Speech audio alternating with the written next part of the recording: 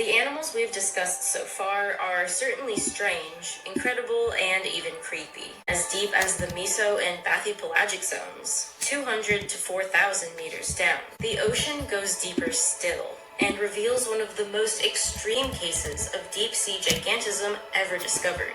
In the Hadal Trenches, 6,000 to 11,000 meters deep, the temperature varies between 1 and 4 degrees Celsius. There is no light, and the pressure can reach levels 1,100 times that of the surface. Here, the marine snow that gives life to most of the deep barely trickles. 70% of it never reaches past the twilight zone. At these depths, it seems like life should be impossible. But instead, the deeper you go, the more you'll find colossal amphipods. The deep sea is vast, dark, and nearly freezing cold. And it is also full of giants. As we begin to descend the ocean depths, we first pass through the epipelagic zone. Here is where almost all ocean life exists, thanks to the sun's penetrating energy. Here, animals are colorful and abundant. Next, we reach the mesopelagic zone, also known as the ocean twilight zone. Here, light becomes very dim, and photosynthesis becomes impossible. Below 1,000 meters, all sunlight disappears, and we enter into the midnight zone, or the bathypelagic zone. The only light that can be seen down here is the glowing bioluminescence from the skin of squids or the lures of anglerfish. The pressure here is immense, the temperatures shockingly low, but the ocean goes deeper still. The abyssopelagic zone reaches depths of up to 6,000 meters, with pressure 600 times that of our terrestrial world. The abyssal realm is considered the single largest ecosystem for life on Earth, covering 300 million square kilometers, about 60% of the surface of the globe. But the deepness of the ocean doesn't stop there. The hadopelagic zone is the deepest ocean region. It's found from a depth of about 6,000 to 11,000 meters and exists in long, narrow, topographic V-shaped trenches. The deepest of these ever discovered is the Mariana Trench. And despite all logic, life survives in these darkest depths. And the creatures here have evolved to be exceedingly freaky. From the ghostly, to the terrifying, to the absolutely gigantic. The giant Japanese spider crab, the big red jellyfish, the king of herrings or fish, the giant squid, the Greenland shark, and the giant isopods. These animals are all examples of deep-sea gigantism. The tendency that deep-sea animals have to be substantially larger than their shallow water counterparts. In waters intensely cold and dark, why do these leviathans emerge? Is it an eerie coincidence of the deep dark sea? Or a feature of life in this inhospitable landscape? Below 400 meters, food becomes quite scarce in the ocean. As sunlight tapers off, photosynthetic algae and plankton disappear too. And without this crucial part of the food chain, life gets markedly harder for deep-sea animals. Instead, most of them have to rely on detritus that rains down from shallower waters, a phenomenon called marine snow. Marine snow is mainly composed of dead plankton, fecal pellets, and bits of rotting corpses that fall to the sea floor as fine particles. Some animals rely directly and completely on marine snow. The vampire squid, for example, has special adaptations to help them better catch and eat the falling particles. Two long filaments extend from their bodies to capture any that drifts past them in their habitat 900 meters deep. Marine snow is the backbone for all life in the deep, but it can't support a great deal of biomass. The number of creatures in the deep is sparse, and the food web is strained. Many animals don't eat marine snow directly, but rely on eating those that do, and thus the pressure of predation is extremely high. Any small fish, crustacean, or cephalopod has a big target on its back from any larger predator. And for this reason, it became evolutionarily advantageous for animals to get rid of this target on their back, to transition from being a prey animal into a top predator. Enter the giant squid. both an icon and an enigma of the deep. By the turn of the 21st century, the giant squid remained one of the few extant megafauna to have never been photographed alive. What we know about the giant squid largely comes from specimens that have washed ashore. It wasn't until 2004 that the first photographs of a live giant squid in its natural habitat were taken in the twilight zone, at a depth of about 1,000 meters. And while we may not know much about these mysterious creatures, we do know that they are huge. The largest individual ever found was 13 meters long as a school bus, and weighing 275 kilograms. Compared to the majority of squid, which are no more than 60 centimeters long, these giants are truly exceptional. Scientists believe that by having such a tremendous size, they're left with few predators, and allows them to comfortably prey on deep-sea fish and other squid species, which they grab with their two extremely long tentacles. But as impressive as the giant squid is, it is not the largest of the deep-sea squids. The colossal squid, sometimes called the Antarctic squid, is the largest invertebrate in the world.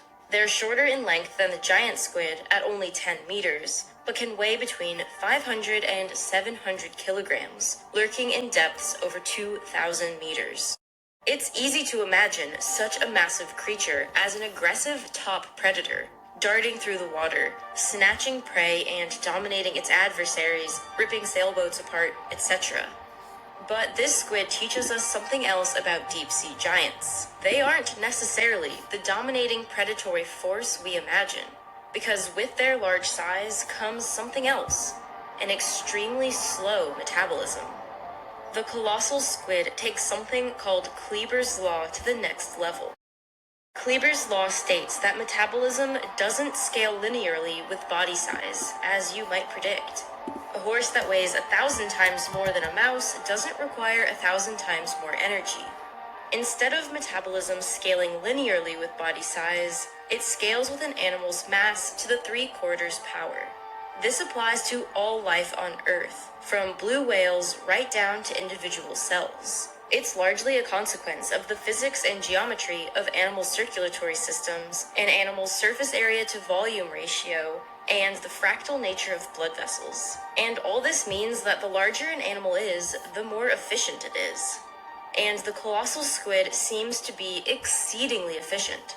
One study estimated the metabolic rate of the colossal squid to be so low that they only burn 45 calories per day and only require 0.03 kilograms of food per day.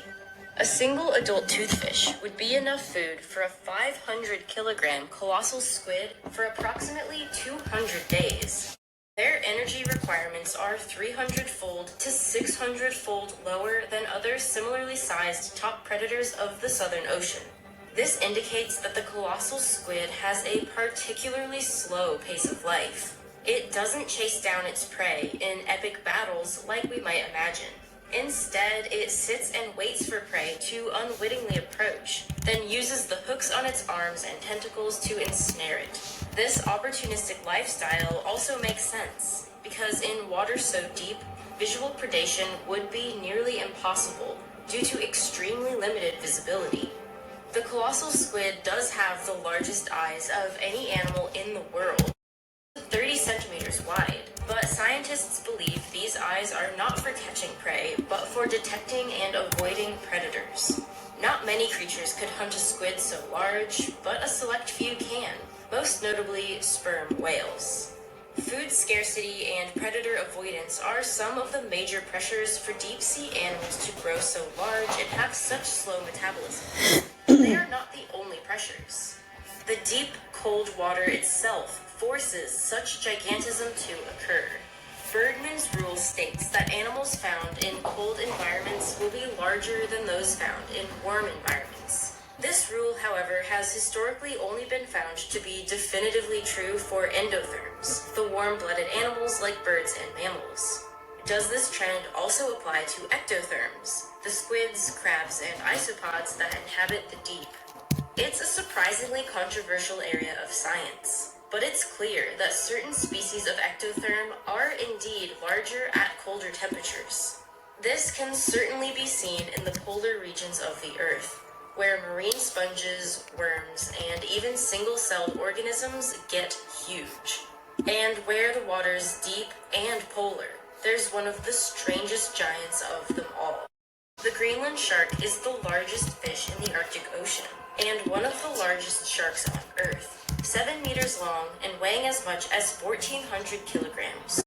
It lives at depths over 2,000 meters, where the water temperature is between -2 and 7 degrees Celsius. It's the only shark that can withstand the cold waters of the Arctic year-round. And this extremely cold environment has caused the shark to not just be huge, but ancient.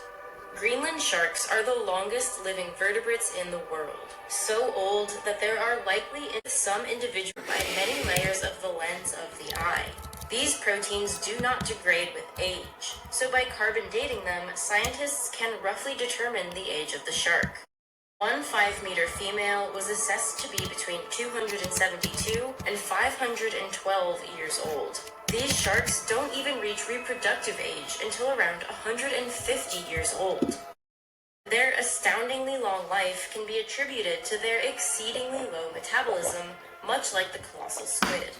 And just like the colossal squid, they are extremely slow and opportunistic feeders. They eat some fish and squid and scavenge any carcass they can find. Their stomach contents have even included polar bears, horses, and reindeer.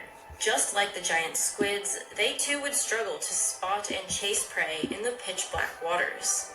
But even if the water wasn't so dark, the sharks still couldn't see, because a particular crustacean constantly latches onto their eyeballs, damaging them to the point of total blindness. The thought of drifting along in -2 degree, pitch-black water for 500 years with crustaceans attached to your eyeballs gives me heebie-jeebies of the highest order. The animals we've discussed so far are certainly strange, incredible, and even creepy. But we've as deep as the meso and bathypelagic zones, 200 to 4,000 meters down. The ocean goes deeper still and reveals one of the most extreme cases of deep-sea gigantism ever discovered. In the Hadal Trenches, 6,000 to 11,000 meters deep, the temperature varies between 1 and 4 degrees Celsius.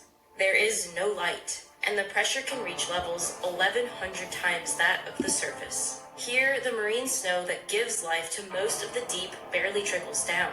90% of it never reaches past the twilight zone. At these depths, it seems like life should be impossible, but instead, the deeper you go, the more you'll find colossal amphipods,